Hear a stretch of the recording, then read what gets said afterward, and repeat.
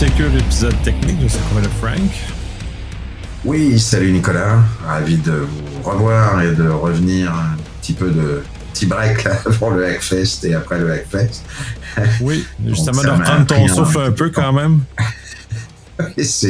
On essaye. On a frappé un petit mur quand même après, je vais pas le cacher. Ça a été quand même un sacré HF avec aussi un CTF de 24 heures. Mais effectivement, depuis, je crois que notre dernier était en juillet ou en août. Là, j'avoue que bon, content de revenir et de refaire un petit coup. Là, en plus, on s'est prévu pour... On se commet déjà, on a déjà prévu un petit 2 de plus pour la suite et pas mal de choses en 2024, mais au moins... Au moins deux autres pour cette année. On va en avoir 3 voilà. Pour finir l'année. Ouais, encore 3 avant la fin de l'année avec une récap j'espère, assez sympa de la fin de l'année. Ouais. Et puis un petit début en douceur, mais avec quand même des belles pépites que j'essaye d'amener pour ce soir. Tout à fait. Puis oui, c'est ça. Ce soir, ben là, on va aborder un peu des nouvelles un peu plus disparates, mais quand même qui sont très pertinentes au niveau de l'info nuagique, justement parce qu'il y a des choses qui arrivent, il y a des choses qui se passent et c'est important que ça soit mis de l'avant justement pour qu'on soit conscient de ces éléments-là pour se protéger. Je vais te laisser commencer. Oui, bah écoute, le but, comme je te le précisais, c'est qu'en fait, il y en avait une que j'avais un peu glissée en termes d'informations sur un des gros podcasts, des fois qu'on faisait de au moins 1 heure, 1 heure un quart, hein, même après si tu le remasterisais pas au complet de ce qu'on voyait, mais il y en a une qui n'a pas été bougée, plusieurs qui n'ont pas été bougés depuis lors, et puis certaines ou certains que j'ai pu redécouvrir entre deux, dont un qui date d'à peine 10 jours, hein, que je mets un petit peu on va dire entre guillemets en prémisse aussi pour Poly, mais effectivement la première des choses c'était celui que je vous avais dit pour les VM, donc au niveau des VM Azure, il y en a encore, on en a besoin, ça peut être utilisé pour des jumbox, ça peut être utilisé pour plein de choses. Alors attention, je rappelle effectivement, je disais à Nicolas que je râle sur les gens qui ne le font pas, donc je me le fais moi-même et je me le pousse moi-même. Je rappelle que c'est là, tout ce que j'explique va être dans un contexte de white box et non pas dans un contexte de black box. Comme ça, au moins, si je lance éventuellement un premier truc ou tout après, ceux qui vont parler d'info nuagique vont permettre aussi de montrer de quel contexte on est. Au moins, ça va être sympa. Donc là, je précise, on est en white box. Ça veut dire que vous êtes à l'intérieur de votre tenant, vous êtes à l'intérieur de votre subscription, vous avez accès à un certain nombre de choses possibles en termes de privilèges, ou de vous pimer si vous êtes évidemment avec de l'argent ou avec des services qui coûtent assez cher, ou en tout cas, at least, comme on dit, d'avoir des rôles qu'on vous a octroyés, que ça soit que vous soyez d'ailleurs développeur, manager ou gestionnaire en TI, que ça soit SOC ou pas SOC d'ailleurs. Et effectivement, la white box, quoi qu'on en dise, de toute façon, des fois, je vois certains collègues qui essayent de montrer qu'on est capable de faire des tonnes de choses dans le cloud pour dire que c'est fantastique ou que c'est genre à la mission impossible. Mais c'est pas plus mission impossible ou moins mission impossible parce qu'on va pas dire qu'on est en black box et par omission on croit qu'on l'est. Et je rappelle aux gens, black box c'est comme si que j'étais à l'extérieur et dans la rue et que j'ai aucun accès à quoi que ce soit. Mais vous comprenez que si j'ai aucun accès à quoi que ce soit, c'est compliqué d'accéder déjà jusqu'au tenant. Enfin, faudrait rentrer par du phishing, faudrait piquer quelqu'un, faudrait piquer un token, faudrait piquer un compte, faudrait piquer un poste. J'ai mon ami Clément, et je dirai pas son nom de famille, comme ça il ne dira pas, qui vous dira pas mieux et qui vous dira pas plus non plus, et que c'est fait. Donc, si c'est pas une misconfiguration ou du phishing ou de l'attaque en latéral physique et compagnie, black box, ça commence dans le cloud classique, ça commence à être compliqué, et avec les 3 clouds, de toute façon, à date. Alors c'est sûr, il y a des techniques, on en parlait dernièrement, tout à l'heure avec Nicolas sur la partie évidemment des MFA, des 2FA, de la fatigue, des possibilités de phishing très clever. D'ailleurs, il y a peut-être une petite idée en 2024 là-dessus, mais au travers de tout ça, ce que je dis, c'est qu'on est en white box. Quand vous êtes en white box et vous avez accès à la possibilité de créer des machines et compagnie, vous devez normalement, de toute façon, même si vous n'êtes pas contributeur ou owner de votre subscription, vous êtes on vous a mis au moins contributeur VM, on vous a mis au moins admin VM ou admin du groupe où se retrouvent les VM. Bon, à partir de ce moment-là, quand vous êtes dans la VM, et je vous invite à faire les tests, puis là, en plus, ce podcast est décidé et dédié pour ça, Je vous invite à faire le test. Vous allez directement dans. Alors évidemment, si la VM a été installée avec, on va dire, le boot manager, puis avec évidemment, souvent on le fait avec le côté de faire du reset, évidemment password, puisque le but, on peut lancer des commandes maintenant, même dans le portal Azure, vous n'êtes même pas obligé de passer par le CLI ou par PowerShell. Vous pouvez y aller évidemment avec le portal Azure. Il permet de jeter des commandes. C'est un peu long, hein, parce qu'évidemment, faut qu'il balance sur la queue. Lui, il passe sur la queue, il passe à son orchestrateur. L'orchestrateur va essayer sûrement discuter avec le data center pour savoir quel bécane et ainsi de suite, ainsi. Il faut pas être long, donc je vous dis, faites pas ça tous les jours. C'est pas vraiment l'IP config va prendre 10 minutes. Hein, ça prend pas 2 secondes le temps de taper et de le faire. Donc ça, évidemment, souvent les gens veulent l'avoir direct. Donc de cette partie-là, quand vous avez le reset, vous avez une autre manière, parce qu'on pouvait lancer le reset via ce format-là, mais vous en avez une autre juste en dessous qui est du reset classique en disant, si tu connais le nom de ta session qui se trouve évidemment dans ta VM, tu peux la mettre. Mais voilà, quand vous êtes évidemment admin de cette partie-là de ressources group, je ne parle pas d'admin de la VM, parce que vous pourriez aussi être admin de la ressource group, c'est ça que je veux amener, mais vous n'êtes pas obligé d'être admin de la VM non plus. Pour autant, on vous a peut-être créé. Alors, évidemment, si on vous a mis la connexion, là je fais un petit bémol, si on vous a mis la connexion à la VM avec l'Azure AD, là, par contre, effectivement, c'est pareil aussi. Ça marche de la même manière si vous créez une session qui se trouve être une session locale, comme si on avait une session dans votre Windows actuel. C'est-à-dire que des fois, dans la Windows actuelle, vous pourriez très bien avoir un compte Microsoft Home, vous vous connectez, puis vous devriez très bien avoir un compte qui s'appelle Toto ou on dit souvent en adage en Europe, ma grand-mère fait du vélo. Vous pourriez très bien avoir ce que vous voulez là-dessus. Ça marche évidemment de la même manière, sauf que vous passiez pas par le même chemin. C'est un compte, ce qu'on appelle évidemment, là, c'est un compte local. Un peu comme quand on avait une AD, et puis qu'on passe par le domaine.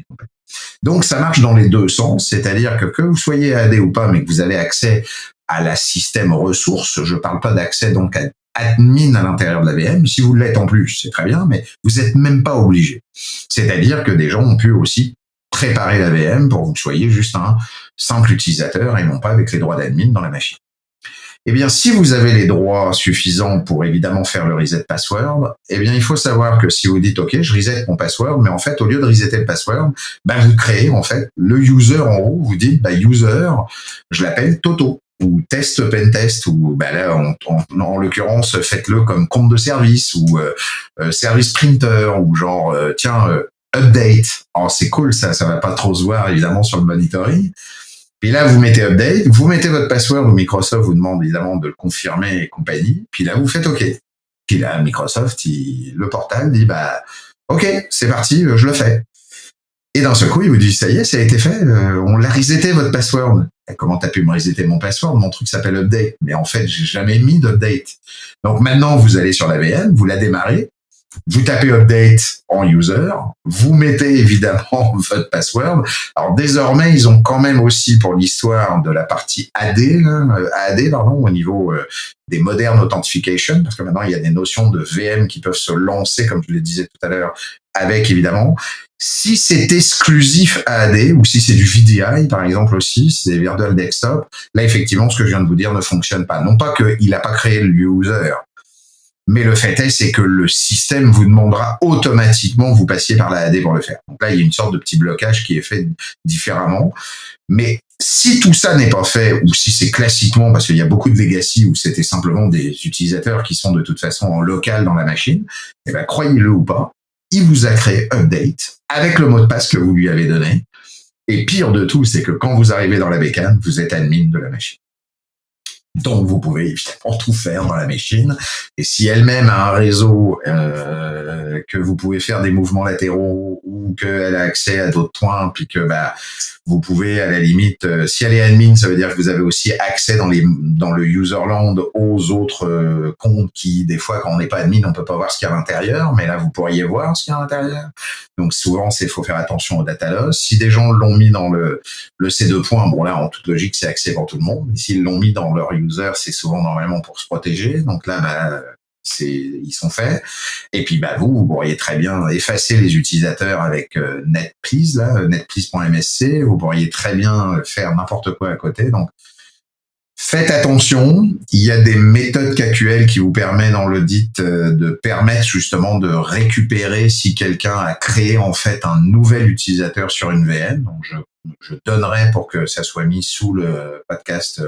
Je crois que tu mets toujours des liens ou des informations. Donc oui, justement, ça, les gens, je trouve qu'ils ne consultent pas assez, mais effectivement, il y a beaucoup de ressources qui sont mises à la disposition dans les show notes. À disposition dans les dispositions des pages. Donc, je donnerai la petite KQL à mettre en place pour ceux qui ont Sentinel et qui voudraient éventuellement se protéger là-dessus. Parce que le but du jeu, c'est pas le tout de vous annoncer un truc assez bizarre en white box, mais c'est au moins de s'en prémunir.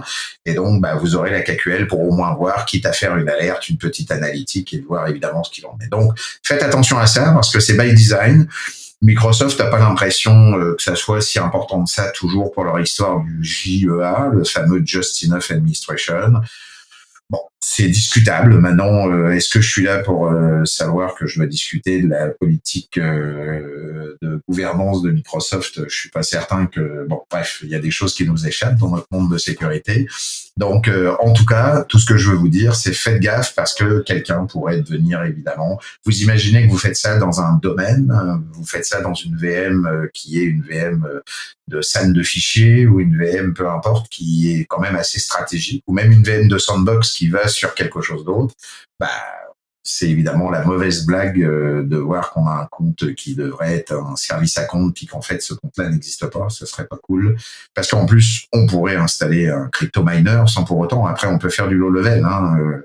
Je m'installe un petit crypto miner à la X-Ring, je peux m'installer n'importe quoi qui pilote n'importe quoi. Enfin bref, au-delà de faire du mal, on peut aussi détruire ou de voler.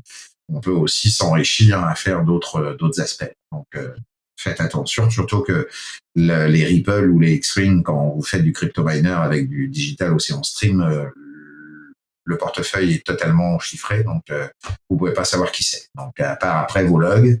Donc, s'il vous plaît, mettez vos audits, vos diagnostics sur les VM, installez évidemment un certain nombre de choses. Au moins, vous êtes sûr et certain de savoir lequel a éventuellement fait. Mais cette partie-là n'avait pas vraiment été documentée par Microsoft, donc je laisserai le KQL à Nicolas. Pour la deuxième partie, la deuxième petite annonce, était sur l'annonce de... alors là aussi, j'ai le KQL. J'étais en train de me dire, est-ce que je l'avais sous la main pour peut-être vous le dire, parce que c'était éventuellement un truc assez rapide. Mais je crois que je l'ai encore une fois trop bien rangé. Et je crois que je serai obligé de le donner un petit peu après à Nicolas pour ça. À moins que je l'ai mis ici. Non, c'est pas mis correctement. Bref, ok, je le ferai par la suite et je le redonnerai à Nicolas. Le but du jeu, c'est quand vous créez un key vault. Vous avez des key vault. Alors, c'est pas la création de key vault en tant que tel qui pose problème, bien au contraire. Quand vous créez un key vault, ensuite, vous avez les 3 sections de key vault possibles, c'est-à-dire soit vous faites les certificats, soit les clés, soit les secrets. Si vous faites les secrets, alors ça marche pas dans les clés ou dans les points, mais si vous faites les secrets et que vous créez un secret, en toute logique, quand vous créez un secret, vous lui donnez un nom, il y a même une version maintenant, il y a son GUID, il y a son ID, il y a un certain nombre de choses. Et quand vous créez un secret, vous mettez le nom et il vous sort randomisé le secret qui normalement est visible en plein texte qu'une fois. Vous faites un copy-paste.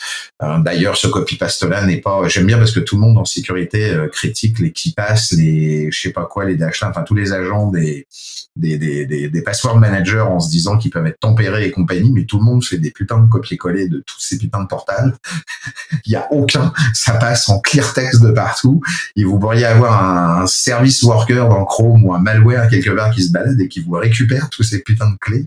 Et là, ça choque personne. Bon, bref, ça c'est un autre débat.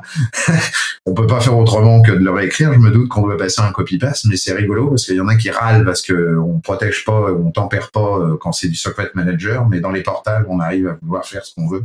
Ça aussi, c'était l'anecdote que je voulais passer en plus. Donc, pour arriver au niveau secret, il vous le dit, puis il vous dit, attention, vous faites en copier-coller, puis il se voit qu'une fois. C'est-à-dire, dès que vous allez quitter la page, en toute logique, dès que vous revenez sur la page, il vous met, oui, les débuts, puis après, il vous met des petites étoiles, évidemment, qui sont affichées. Il faut savoir que c'est ça. Si tout ça est géré avec log, diagnostic et compagnie, et que vous avez un Sentinel, le SIEM qui est installé, en fait, il faut aller directement dans dans le Sentinel tout de suite, ou en tout cas dans le Log Analytics. En fait, quand je dis Sentinel, c'est même pas vrai, c'est dans le Log Analytics. Dans le Log Analytics, vous allez choisir la table d'audit en étant en infusing, en fait, la fameuse commande infusing. Et en faisant du infusing sur l'audit et en disant que je veux juste take les 100, et puis là, je donnerai le bon KQL à Nicolas pour qu'il soit mis sous l'annonce, avec le take des 100, vous faites juste l'affichage, en fait, de ce que vous venez de faire au travers de l'audit. Enfin, dans votre audit, les 100 premiers, il devrait y avoir votre key vault à l'intérieur, puisqu'il considère que c'est de l'audit log, donc automatiquement, il a tout audité. On est bien d'accord? Puis là, vous faites plus rien. C'est fini, là. Vous faites juste ça. Vous revenez sur le portal, vous revenez sur le key vault, vous revenez sur votre secret, et le secret, il est encore en plein texte. Donc, ça aussi, ça a été remonté. Ils estiment que, bref, ça aussi, c'est, ou alors ils ont pas le temps, ou c'est by design. Enfin, ils disent pas vraiment grand chose. C'est pas ma découverte. J'aurais bien aimé, mais c'est une découverte d'ailleurs, du gars qu'il faut que je retrouve son nom. Je mettrai éventuellement son petit mémo, mais c'est il y a pas longtemps, hein, ça date de cet été. Je l'avais contacté, il avait signifié à Microsoft, j'avais re-signifié moi de mon côté, puis pas de nouvelles, ils veulent rien savoir. Donc il y a peut-être éventuellement à me dire que ça sous-entend que quand on fait des choses au travers de certains services qui normalement cachent des choses, comme les clés de rotate, comme les systèmes dans les storage, comme les clés éventuellement dans les bases de données, je les ai pas tous testés. Il faudrait que je le fasse. Bon, après, c'est un manque de temps comme tout le monde, mais honnêtement, il faudrait être sûr et certain que le fusing ou la notion, effectivement, de faire des audit logs et compagnie fait pas que quand on retourne dans le service, ça se remarque. Parce que ça sous-entendrait que si vous êtes sur un open space et qu'il y a des développeurs qui sont là, encore une fois, on est en white box, c'est du consultatif, c'est peu importe, mais on est dans la même boîte puis qu'on veut éventuellement, on vient de se faire virer ou on vient de se faire engueuler ou bref, on est frustré, on est colère. Hein, Dieu sait que tout ça, je crois que tout le monde l'a vécu ou tout le monde l'a vu ou le voit encore. Bon, si le gars le voit en se disant, tiens, je vais créer telle affaire, le type pourrait très bien de l'autre côté penser, tu me crées ton key vault? Oui, j'y vais maintenant. Bon, il crée maintenant, il attend un peu de temps, bing, il fait de l'audit, il retourne, il aura la clé sans savoir que ça n'a jamais été donné à personne. Bon, c'est une sorte de scénario un peu poussé à la mission impossible, je vous l'accorde, mais c'est quand même possible à date, donc faut faire attention. Bon, il n'y a pas grand-chose moyen pour le capturer, malheureusement, parce qu'évidemment, on passe par le log analytics, donc on ne veut pas capturer le log analytics lui-même. C'est plutôt un bug de back-end. C'est soit un bug du portal lui-même, du front-end, ou soit c'est un bug, évidemment, du back-end au niveau de l'audit. C'est-à-dire qu'en fait, le JavaScript derrière doit considérer, je sais pas, ça doit resetter quelque chose qui fait qu'il remonte de nouveau. Est-ce que ça doit être fait? Par contre, ça, c'est une chose que j'ai évidemment et que je dois tester. Donc, je le redis à chaque fois, des fois, ce que je n'ai pas testé, c'est qu'évidemment, je l'ai testé ou je l'ai créé dans le même Chrome et j'ai fait mon fusing dans le même Chrome avec le même contexte. Je ne l'ai jamais fait et ça, faut que je le fasse pour vérifier que si je le faisais dans un Chrome, dans une sandbox ou dans une VM ailleurs, puis que je le refais dans un autre Chrome qui serait ma machine, est-ce que je le verrais? Ça, par contre, je le cache pas, je l'ai pas testé à date. C'est des choses qui sont dans mes to-do, là. Je vois mon article sous les yeux. Mais en tout cas, c'est quelque chose qui est quand même exploitable ou qui est là. Donc, je veux juste vous signifier que faites attention. Des fois, on laisse aussi à se dire on va faire des choses au niveau de l'audit, on revient sur sa page, le gars sait pas où il vous pique votre truc. Tiens, en fait, tu viendrais me chercher un café ou j'ai besoin de toi, ou peu importe. Enfin, il y a toujours de toute façon plein de scénarios. Dès qu'on sait qu'on veut quelque chose, on n'a qu'à élaborer de toute façon quelque chose d'assez sympa. Mais je voulais quand même vous préciser que... Mais même si tu dis que c'est un scénario, une mission impossible, il reste que quand on réfléchit comme ça, non, mais c'est pas grave. Ou ça devient toujours grave à un moment donné ou un autre, puis on se fait toujours pincer à un moment donné ou un autre parce que ces cas qui sont considérés comme limites sont généralement utilisés puisqu'ils sont connus. Pas par le pirate du coin qui veut juste voler un peu de Bitcoin, mais ceux qui ont une intention réelle de faire quelque chose vont réussir à mettre en œuvre un scénario qui vont les mener jusque-là. C'est sans rappeler le bug de MSA qu'il y a eu cet été, où c'est un cas qui est limite aussi à bien des égards pour beaucoup de raisons et qui s'est matérialisé par un acteur étatique dans ce cas-ci, là, qui a beaucoup de moyens, donc la capacité de le faire. Mais c'est toujours possible si un chemin, il va être utilisé par quelqu'un, que ce soit un insider ou que ce soit une personne de l'extérieur. Mais de l'extérieur, dans ce cas-ci, c'est plus difficile parce qu'il faut qu'il monte le chemin jusqu'à se rendre jusque-là. Mais il n'est pas dit que c'est pas impossible de faire des mouvements latéraux, des choses comme ça. Mais les insiders sont les plus probables. C'est toujours le même débat. On pense des fois que quand on explique, on voit des choses. Ce que je veux dire, c'est ce que je vous amène en fait avec cette annonce, c'est que ça sous-entend que le portal, pour moi, c'est éventuellement un problème entre, évidemment, une discussion entre les deux, mais même au niveau du portal, ça veut dire que si on interroge ou on interacte avec quelque chose qui peut être un log ou qui peut être évidemment un système comme le log Analytics, voudrait dire éventuellement que le portal réagit d'une autre manière. Donc ça, si évidemment c'est en train d'être recherché, puis là attention, parce que là je parlais de Whitebox aujourd'hui, mais Whitebox sur le tenant, mais ça sous-entendrait que je pourrais le faire aussi sur un autre tenant que j'ai accès, puis que j'ai pas spécialement le privilège voulu, mais que j'ai quand même un privilège de Global Reader Security, par exemple.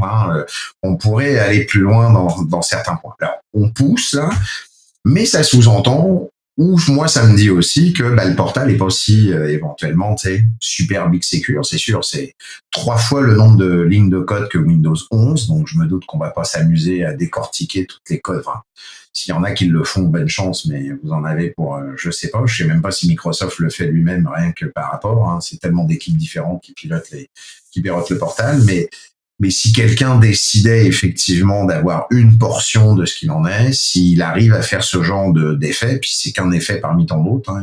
Je sais que le portal a déjà été pen-testé, qu'il y a eu à une époque quelques problèmes à date.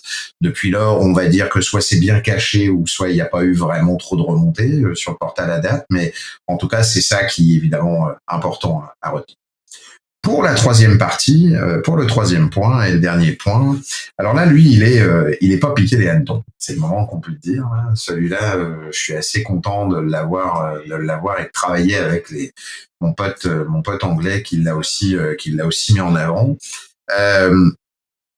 En fait, a été découvert que lorsque vous, alors ça a à peine une dizaine de jours. Enfin, on va dire c'est si je ne m'abuse, ça a même pas 15 jours, c'est que lorsque vous montez un compte Automotion, ou en tout cas un Automotion et un Runbook, il faut savoir que ce compte Automotion, maintenant on a à peu près compris quand vous avez l'habitude de savoir ce que c'est qu'un compte Automotion. Vous pouvez lancer du PowerShell, du Python.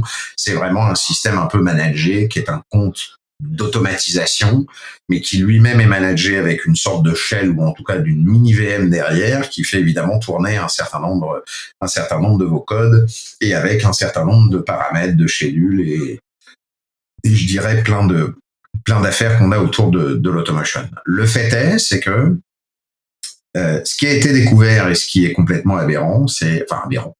Non, c'est pas aberrant, c'est cool, mais en fait, on voit que le by design, quand on y réfléchit un petit peu à chaque fois, c'est rigolo. C'est que pour évidemment faire tourner ces codes-là, ils ont besoin des modules quand on est en PowerShell ou des requirements quand on est en Python. Donc, quand on est en Python et qu'on veut des requirements, c'est les fameuses packages avec les wheels. On a besoin d'installer un certain nombre de choses. Puis ça, faut que ça s'installe avec évidemment vos différents fonctions que vous faites, puisqu'on peut en mettre quand même un certain nombre. Et puis c'est comme un peu des functionables. Donc là, c'est pas compilé et compagnie, puisque c'est l'Automation qui va lui, en termes de script, l'interpréter derrière et le gérer. Pareil pour PowerShell. Il y a des modules. Donc il y a les modules de base de PowerShell pour faire tourner, mais même là, il met le strict minimum. Puis vous pouvez, il y a la notion de package et d'update de package pour pouvoir le faire. Eh bien, l'astuce de ce système, c'est de faire et d'installer votre code. Donc, le code qui le prend, alors là, on est total en Whitebox, évidemment, enfin un compte connecté et avec les droits adéquats. Là, au moins les droits sur les Automotion, évidemment, ressources, ou sur le ressource group, il le soit, ou alors après, vous êtes au minimum contributeur, au moins de la subscription. Pas besoin d'être quoi que ce soit au niveau de l'AD. Vous pourriez être juste user ou global reader et compagnie, parce que l'automation, je rappelle, n'a rien à voir avec l'AD. C'est vraiment des notions de rôle qui se retrouvent après au niveau du point, même au niveau graph API ou au niveau d'un service à compte, à part si vous mettez des environnements de variables et compagnie, pareil aussi, l'automation, lui, a sa propre vie de l'autre côté, de son côté, mais il faut avoir les droits sur l'automation. Quand vous êtes évidemment avec une connexion, donc là vous êtes connu de votre AD, hein, c'est pour ça que je dis que c'est en white box, automatiquement le code, qu'est-ce qu'il va faire? Il va dire ok, je m'installe votre code en tant que package et non pas en tant que code Automotion. Comme je me lance en tant que code de package et que je me mets en code package comme un update de package avec les clones qui vont avec, eh bien les packages, eux, ils tournent ou ils peuvent tourner pendant 3 heures en fait derrière. Donc ça sous-entend que le but du jeu qui était à l'origine de ça, c'est est-ce que je peux lancer un code, mais est-ce que je suis facturé avec ce code-là? Eh ben non, puisque comme c'est le package qui tourne et comme c'est les modules, donc package, enfin oui, package d'un côté ou module de l'autre pour PowerShell, comme c'est la notion de, je prends le mot package pour les deux langages, hein, comme c'est le mot package pour les deux langages qui tournent, c'est donc du côté back-end de Microsoft. Donc vous pourriez faire n'importe quoi à, je sais pas moi, copier un disque, lancer une copie, faire un truc sur un storage, installer un YAC qui va durer un quart d'heure ou faire, peu importe, une compute qui fait que ça vous coûte, évidemment, en toute logique de l'automation, fermer des VM, réouvrir les VM. Mais si vous le faites au travers du module, ça vous coûte rien. C'est 0 à la barre. Ça, c'est cool. Un automation gratuit, je trouve que c'est sympa de l'avoir. Et puis, en même temps, ça amène d'autres questions. C'est de dire, est-ce qu'on peut, évidemment, tourner n'importe quoi dans n'importe quel sens? C'est là le problème. C'est quoi? C'est qu'évidemment, ces modules ont accès à l'automation et aux mêmes affaires que votre script qui pourrait tourner, lui, en haut, avec aussi les environnements de variables et autres. Donc, vous imaginez les scénarios possibles et inimaginables de mouvements latéraux, de possibilités de tourner n'importe quoi. Alors là, vous mettez un petit crypto miner, je peux vous dire avant de le trouver, bonne chance à ceux qui veulent un petit nice hash caché ou un truc en script qui fait tourner quoi que ce soit. Là, ça marche tout seul. Maintenant, on peut pousser un peu plus loin à se dire est-ce qu'on est capable de monter quelque chose sous la machine? Là, les personnes avec qui je travaille sont en cours, mais au travers de ça, il y a d'autres affaires de mouvements latéraux. Moi, je vais essayer de tester aussi au travers des mouvements latéraux possibles, mais dites-vous que c'est possible. Ces gens-là ont contacté Microsoft, on dit on a trouvé ça et compagnie, on estime que c'est quand même un trou de sécurité. Donc la première fois que ça a été trouvé, c'était la première fois que ça a vraiment été fait, c'était en août 2023. Et la démo, plus après la POC et compagnie, c'était vraiment mi-octobre. Donc, même encore à date, là, puis là, j'ai testé le code, ça fonctionne encore aujourd'hui. Parce que je voulais pas le dire à Poly pour pas que ça dise, enfin, je veux dire. Mais Microsoft précise que c'est by design, ils pourront pas le changer. Ou en tout cas, ils le veulent pas, ou ils pourront pas, ou je sais pas, ou ils ont d'autres choses à faire avec ChatGPT et OpenAI. On se blaguait avec Nicolas tout à l'heure, ils ont peut-être d'autres choses à fouetter depuis lors, là, les copilotes de ce monde. Mais là, à date, en tout cas, ça n'a pas l'air de vouloir changer grand chose. Donc, moi, je trouve que c'est encore une fois un vice, on va dire une vice de fabrication ou un allègement de fabrication qui fait qu'en toute logique, les modules installés devraient être des modules qui ne devraient pas être des modules qui chargent quelque chose à la place de l'automation, mais c'est sûr que quand vous avez besoin d'installer des modules, ils peuvent pas dire aussi, comment voulez-vous qu'on sache si le module est fait? Donc, c'est vrai que de l'autre côté, je me dis comment éventuellement leur dire que le module est obligatoire à gérer. J'avoue que c'est pas si évident que ça. Donc là, est-ce que le code Automotion au niveau des modules devrait simplement discuter avec le code qui le lance et non l'inverse? Parce que là, ce qui se passe, c'est que le code se joue de tout et n'importe quoi. Hein. On peut on peut afficher du Hello World, on peut fermer une VM qui se trouve dans un autre source group. Je peux me connecter sur un pass-bin. Enfin, pour vous imaginer tout ce qu'on peut faire. Là. Donc, évidemment, je trouve honnêtement que c'est important à comprendre que c'est possible. Donc, surveillez vos automotions.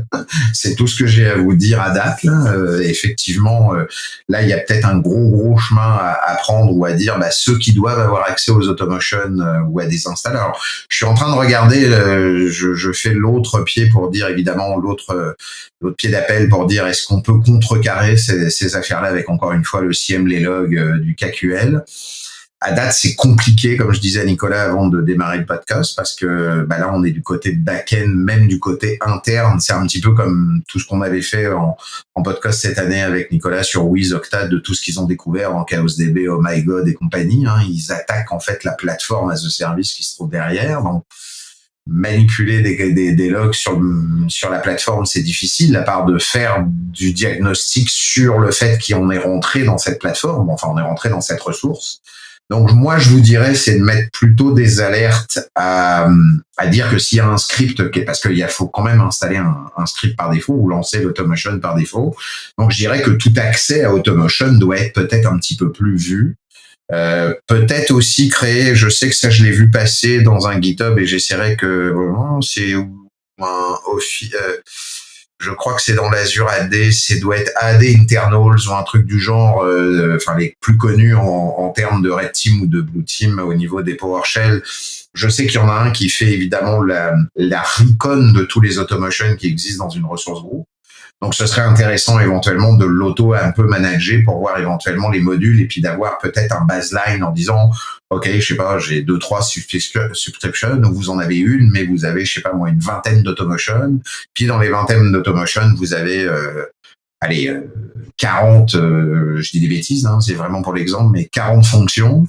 Bon, ça, c'est une baseline qui fait que, voilà, j'ai ça, je dois mettre que mes alertes font que si demain j'ai 42 fonctions, ou j'ai un autre automation qui arrive, je veux savoir qui. Pourquoi, pourquoi t'es rentré, ou de bloquer les automotions désormais avec quelques personnes. Ça aussi, ça pourrait être le cas. Parce qu'effectivement, le fait est, faut évidemment générer le code et faire les points. Là, s'ils vont le discloser ou s'ils vont le mettre sur GitHub, je leur donnerai à Nicolas évidemment derrière. Mais là, pour le moment, je peux pas me permettre de mettre des choses qui pourraient faire du red team aussi. Ça, faut quand même évidemment être un peu limite. Mais si c'est le cas où il va se prendre sur le GitHub, c'est sûr et certain que je transférerai évidemment les infos. Normalement, c'était leur idée. Hein. Je crois qu'ils sont passés en plus au Black Hat ou je sais pas quoi. Donc, je pense que c'est évidemment leur idée. Mais le but, c'est ça. C'est surtout de vous dire attention. En plus, c'est drôle parce que si ça fonctionne, même pour vous, ce serait évidemment sympathique. Par contre, de le faire en vrai pour éventuellement, mais quand je dis en vrai, pas pour faire du mal, mais pour pas être facturé par Microsoft parce qu'ils en gagnent assez déjà. Ça peut être drôle aussi. Puis en même temps, je trouve qu'après, c'est aussi de voir comment ça bouge. Moi, aujourd'hui, je m'éclate avec le code qu'ils m'ont envoyé parce que je peux évidemment tester un certain nombre de choses en me disant est-ce que je peux quand même faire ci, est-ce que je peux quand même faire ça. Il y a des choses au niveau automation aujourd'hui en misconfiguration qu'on peut encore faire et qui sont évidemment qui peuvent avoir des conséquences assez graves, surtout avec un automation owner par exemple. Là, c'est game over ou contributeur même. Ça peut créer des sacrés problèmes au niveau de la sub. Est-ce qu'on peut bouger des rôles? Ça commence à devenir beaucoup plus compliqué même en whitebox, si surtout vous avez le PIM qui est installé dans Azure. Donc, c'est toutes ces petites affaires-là qu'on voulait vous mettre en avant. Puis, je me commets, puisque Nicolas voulait que je me commette en me disant, je me commets, ce sera en 2024, par contre, ce sera pas en 2023, on verra avec Nicolas comment on le fera avec YouTube, là on fera du screencast, une vraie démo, mais normalement j'ai une idée de gérer, ou en tout cas j'ai trouvé le moyen, je pense, de gérer une POC avec en target, de faire du ransomware, mais le ransomware serait géré avec du OneDrive. Et là, ce serait quand même malade parce que ça sous-entendrait que là, c'est pas si facile que ça de le voir. Puis là, j'essaierai de faire la distinction entre OneDrive Business et lié avec SharePoint et OneDrive personnel et de vous dire comment on pourrait après l'utiliser en C2 ou pas. Mais en tout cas, de targeter évidemment le OneDrive derrière. Après, ce sera les scénarios. Je pense qu'on est quand même aussi, encore une fois, parce que de toute façon, c'est gray ou white box, toujours, puisque la black box signifierait qu'automatiquement, vous avez tout un scénario de phishing, de prise de token et compagnie. Enfin, j'enlève tout cet aspect-là d'arriver évidemment au endpoint voulu, mais je trouve qu'effectivement, si quelqu'un lui-même venait à se faire ficher et lance le code automatiquement, ça sous-entendrait qu'on pourrait les faire. Donc, Il y aurait peut-être une petite démo visuelle avec Screencast et compagnie, donc ce serait éventuellement un truc assez sympathique. Puis si d'ici là le fameux Claude je perds rien sur le runbook, bah, on pourra peut-être éventuellement en profiter avec le Cloud Automation pour le faire. Donc Oui. voilà, c'était un petit peu toutes ces petites annonces que je voulais vous faire en vous disant attention, il y a toujours encore des belles surprises dans nos clouds préférés. AWS aussi, et pour en reste, hein, ces derniers temps, il s'en est fait choper 2-3 aussi. GCP a eu aussi un problème dernièrement sur un truc. Bon, eux, Google, ils ont plus toujours de problèmes avec Chrome, mais bon, ça, de toute façon, les browsers, c'est mort. Ça va devenir l'OS de demain, donc automatiquement, ils repartent avec la vraie vie que Windows et Linux ont vécu et Mac ont vécu depuis lors. Donc bon, bienvenue au club d'une autre manière, mais c'est sûr que ça va leur poser des problèmes. Mais voilà, donc pour tous ceux qui sont sur Microsoft Azure, faites attention à ce genre de choses. Le pire de tout, de ce que je vous ai dit à soir, c'est vraiment le côté VM où il faut faire attention de ne pas se faire pogner un compte admin bêtement par quelqu'un qui voudrait éventuellement même se mettre un méta-exploit ou un reverse quelque chose et qui passerait outre éventuellement des choses, ou en même temps faire du DLP et du data loss direct. Hein, donc c'est très très mauvais.